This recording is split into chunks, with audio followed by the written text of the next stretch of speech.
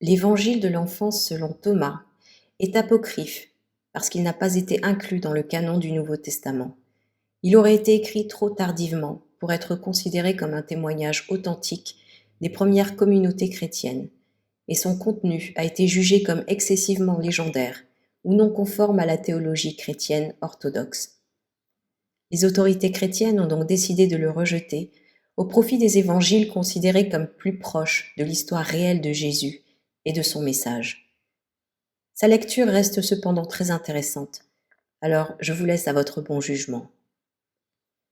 Évangile de l'enfance, selon Thomas, livre de Thomas l'Israélite, philosophe, sur les choses qu'a faites le Seigneur, encore enfant. Chapitre 1er. Moi, Thomas, Israélite, je m'adresse à vous tous qui avez été convertis des erreurs des païens à la foi chrétienne, afin que vous sachiez les merveilles de l'enfance de notre Seigneur Jésus-Christ, et ce qu'il fit après qu'il fut né dans notre pays. Et ceci est le commencement. Chapitre 2. L'enfant Jésus, étant âgé de 5 ans, jouait sur le bord d'une rivière, et il recueillit, dans de petites fosses, les eaux qui coulaient, et aussitôt, elles devinrent pures et elles obéissaient à sa voix.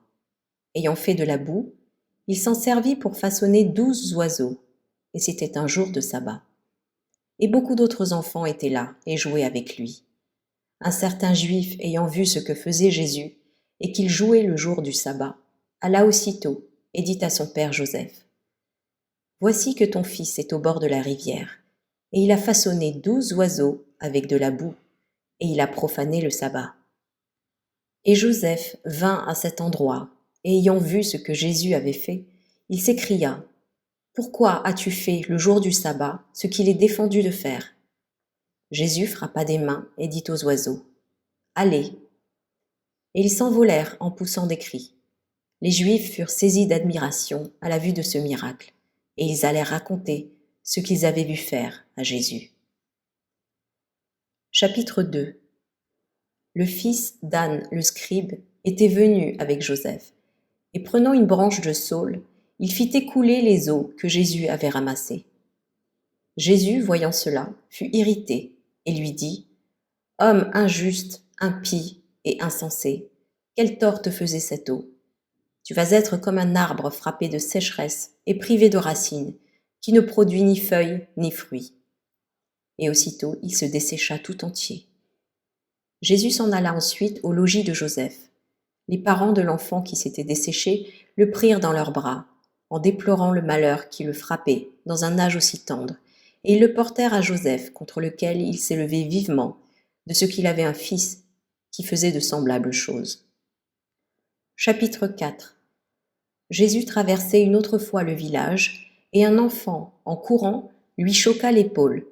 Et Jésus, irrité, lui dit: Tu n'achèveras pas ton chemin. Et aussitôt, l'enfant tomba et mourut. Des gens, voyant ce qui s'était passé, dirent: D'où est né cet enfant? Chacune de ces paroles se réalise aussitôt. Et les parents de l'enfant qui était mort s'approchèrent de Joseph et lui dirent: Tu as un enfant tel que tu ne peux habiter le même village que nous, ou bien apprends-lui à bénir et non à maudire, car il fait périr nos enfants. Chapitre 5. Et Joseph, appelant à lui l'enfant, l'admonestait, disant: Pourquoi fais-tu ces choses-là? On prend de la haine contre nous, et nous serons persécutés. Jésus répondit: Je sais que les paroles que tu viens de prononcer ne sont pas de toi, mais de moi. Je me tairai cependant à cause de toi, mais eux, ils subiront leur châtiment. Et aussitôt, ses accusateurs devinrent aveugles, et ceux qui virent cela furent fort épouvantés, et ils hésitaient, et ils disaient: Chacune de ces paroles est suivie des faits, soit pour le bien, soit pour le mal, et amène des miracles. Et lorsqu'ils eurent vu que Jésus faisait semblable chose, Joseph, se levant, le prit par l'oreille et le tira avec force. L'enfant fut courroucé et lui dit: Qu'il te suffise de chercher et de ne pas trouver. Tu as agi en insensé. Ne sais-tu pas que je suis à toi, car je suis à toi pour que tu ne me molestes nullement. Chapitre 6. Un maître d'école nommé Zaché, qui était près d'eux, entendit Jésus parler ainsi à son père. Et il s'étonna fort de ce qu'un enfant s'exprimât ainsi. Et peu de jours après, il alla voir Joseph, et il lui dit : « Ton enfant est doué de beaucoup d'intelligence. Confie-le-moi, afin qu'il apprenne les lettres, et je lui donnerai en même temps tout genre d'instructions, lui enseignant surtout à respecter la vieillesse et à aimer les gens de son âge. » Et il lui enseigna toutes les lettres, depuis l'alpha jusqu'à l'oméga, expliquant nettement et soigneusement la valeur et la signification de chacune. Et Jésus, regardant le maître Zaché, lui dit : « Toi qui ignores la nature de la lettre alpha, comment enseignes-tu aux autres ce qu'est le bêta ? Hypocrite, enseigne-nous d'abord, si tu le sais, ce que c'est que la lettre alpha, et alors nous te croirons quand tu parleras de la lettre bêta. » Et il se mit alors à presser le maître de questions sur la première lettre de l'alphabet, et Zaché ne put donner de réponse satisfaisante. Et en présence de beaucoup d'assistants, l'enfant dit à Zaché : « Écoute, maître, quelle est la position du premier caractère ?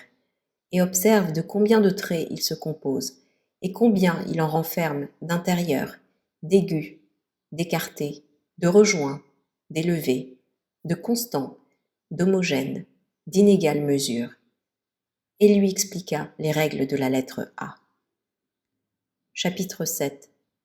Lorsque Zaché entendit l'enfant exposer tant de choses, il resta confondu de sa science, et il dit aux assistants : « Hélas, malheureux que je me suis donné un sujet de regret, et j'ai attiré sur moi du déshonneur, en attirant cet enfant chez moi. Reprends-le, je t'en prie, mon frère Joseph. Je ne peux soutenir la rigueur de ses raisonnements, et je ne saurais m'élever jusqu'à ses discours. Cet enfant n'est pas né sur la terre. Il peut avoir de l'empire sur le feu. Il a peut-être été engendré avant que le monde n'existât. J'ignore quel est le ventre qu'il a porté, et quel est le sein qui l'a nourri. Je suis tombé dans une grande erreur. J'ai voulu avoir un disciple, et j'ai trouvé que j'avais un maître. Je vois, mes amis, quelle est mon humiliation, car moi, qui suis un vieillard, j'ai été vaincu par un enfant, et mon âme sera abattue, et je mourrai à cause de lui, et dès ce moment, je ne puis plus le regarder en face. Et quand la voix publique dira que j'ai été vaincu par un enfant, qu'aurai-je à répondre, et comment parlerai-je des règles et des éléments du premier caractère après tout ce qu'il en a dit ? Je ne connais ni le commencement, ni la fin de cet enfant. Je t'en conjure donc, mon frère Joseph, ramène-le chez toi. Il est quelque chose de grand, ou un dieu, ou un ange, je ne sais. Chapitre 8.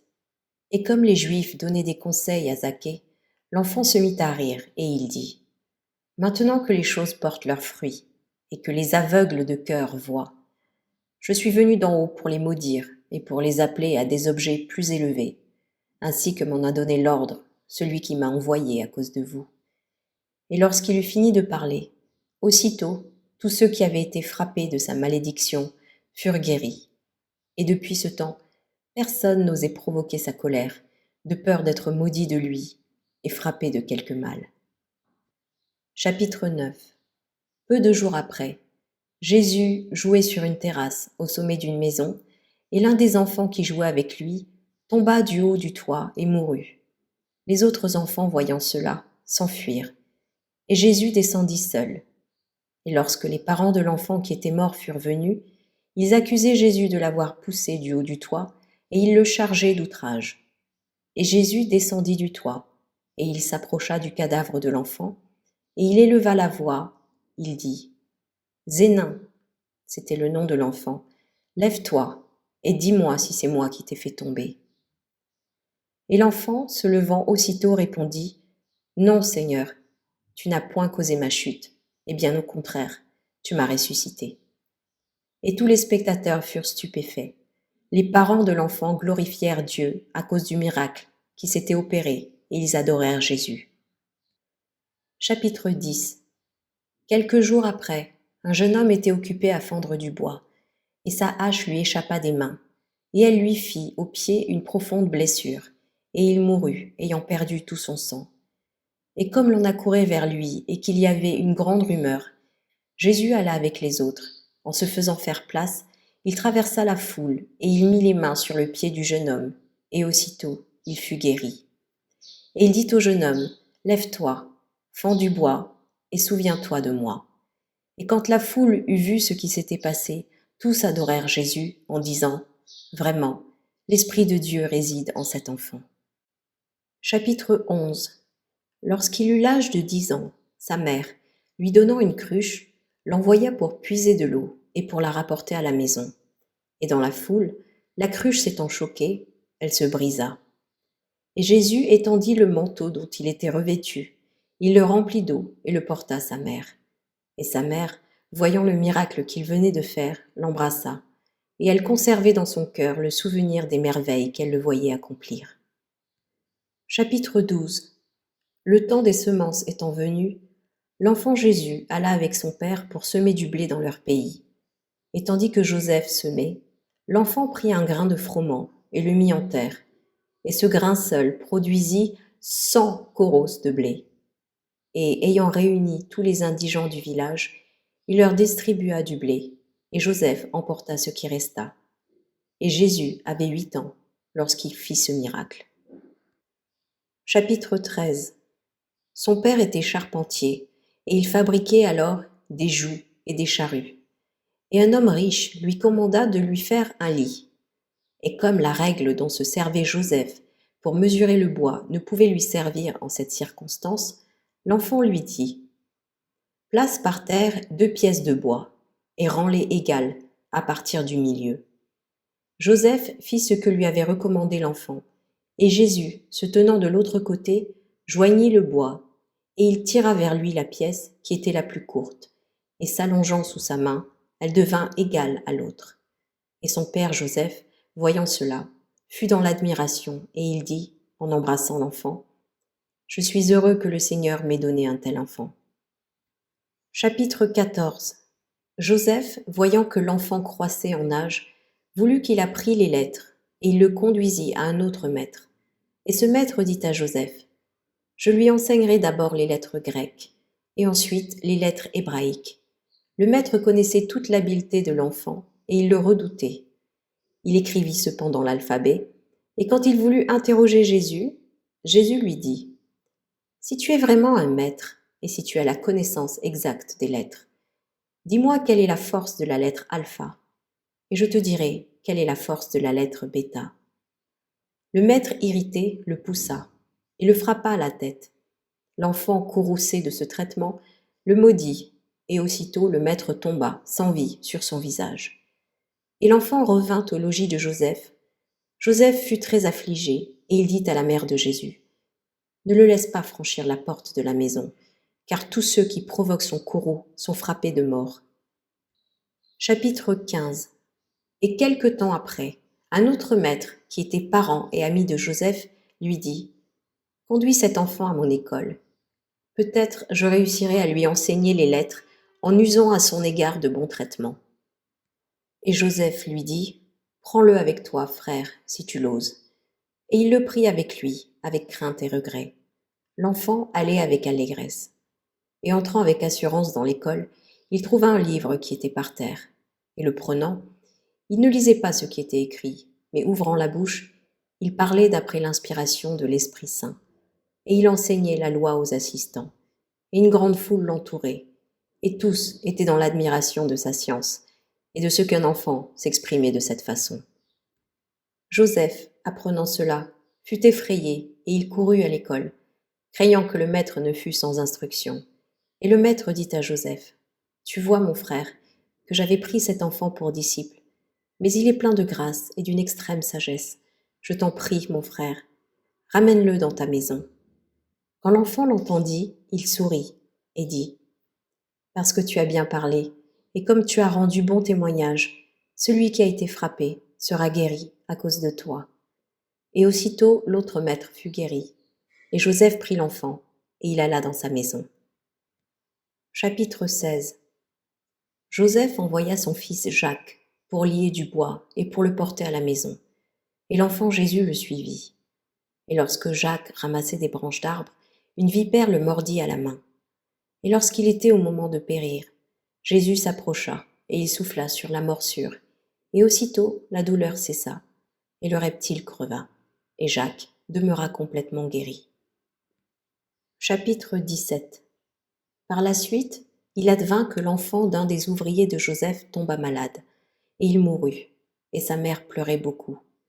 Jésus entendit le bruit des sanglots et du deuil, et il se hâta d'accourir. Et lorsqu'il eut trouvé l'enfant mort, il lui toucha la poitrine, et il dit : « Je te commande, enfant, de ne point mourir.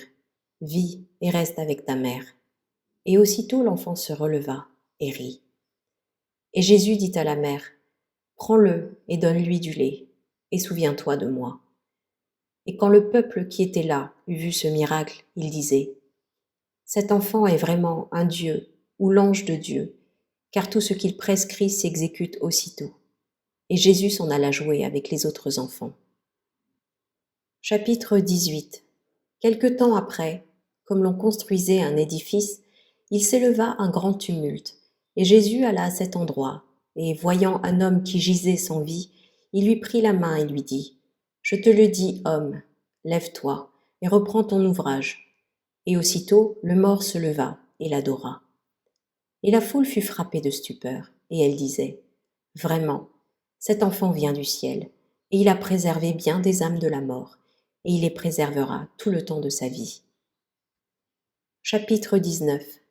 Lorsque Jésus eut l'âge de 12 ans, ses parents allèrent, suivant l'usage, à Jérusalem pour la fête de Pâques, en compagnie d'autres personnes, et après la fête, ils s'en retournèrent chez eux.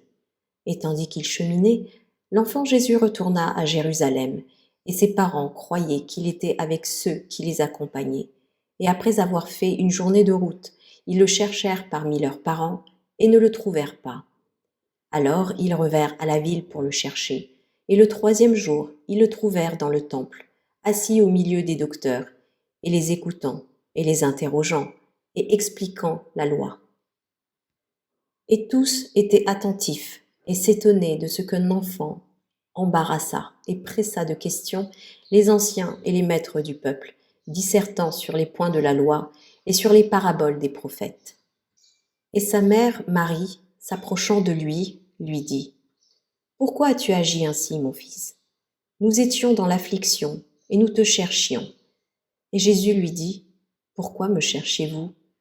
Ne savez-vous pas qu'il faut que je sois avec ceux qui sont à mon Père ? » Alors les scribes et les pharisiens dirent à Marie : « Es-tu la mère de cet enfant ? » Elle répondit : « Je le suis. » Et ils lui dirent : « Tu es heureuse parmi toutes les femmes, car Dieu a béni le fruit de ton ventre.